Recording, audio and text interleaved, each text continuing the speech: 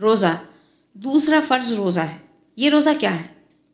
جس سبق کو نماز روزانہ 5 بار یاد دلاتی ہے اسے روزہ سال میں ایک بار پورے 1 مہینے تک ہر وقت یاد دلاتا رہتا ہے۔ رمضان کا مہینہ آیا اور صبح سے لے کر شام تک آپ کا کھانا پینا بند ہوا۔ سحری کے وقت آپ کھا پی رہے تھے اور یک اذان ہوئی اور آپ نے فوراً ہاتھ روک لیا۔ اب کیسا ہی من پسند کھانا آپ کے سامنے آ جائے، کیسی ہی بھوک پیاس، کتنا ہی دل چاہے، آپ شام تک کچھ نہیں کھاتے۔ یہی نہیں کہ لوگوں کے سامنے نہیں کھاتے، اکیلے میں بھی جہاں کوئی دیکھنے والا نہیں ہو ایک بوند بھی پانی کی آپ نہیں لیتے۔ پھر یہ ساری پابندی ایک خاص وقت تک رہتی ہے۔ ادھر مغرب کی اذان ہوئی اور آپ افطار کے لیے لپکے۔ اب آپ رات بھر جب اور جو چاہیں کھاتے رہیں۔ سوچئے یہ کیا چیز ہے؟ اسی تہہ میں خدا کا ڈر ہے، اس کے حاضر اور ناظر ہونے کی یقین ہے، آخرت کی زندگی اور خدا کی عدالت پر ایمان ہے، قرآن اور رسول صلی اللہ علیہ وسلم کی سخت اطاعت ہے، فرض کا زبردست احساس ہے، صبر اور مصیبت کے مقابلے میں مشق ہے، خدا کی خوشی کے مقابلے میں خواہشوں کو روکنے اور دبانے کی طاقت ہے۔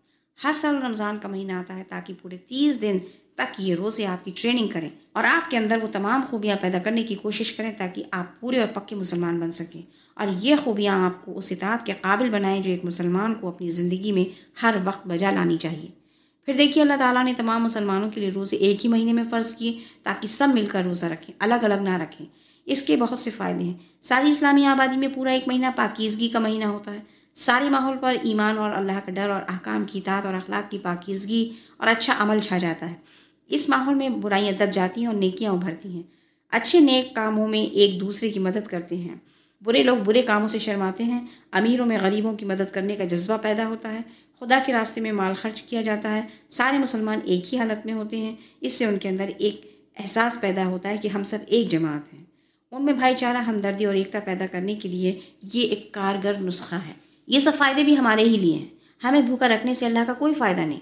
اس نے ہماری بھلائی ہی کے لیے رمضان کے روزے ہم پر فرض کیے ہیں۔ اس فرض کو جو لوگ بغیر کسی مناسب وجہ سے ادا نہیں کرتے وہ اپنے اوپر ظلم کر رہے ہیں، اور سب سے زیادہ شرمناک طریقہ ان کا ہے جو رمضان میں کھلم کھلا کھاتے پیتے ہیں۔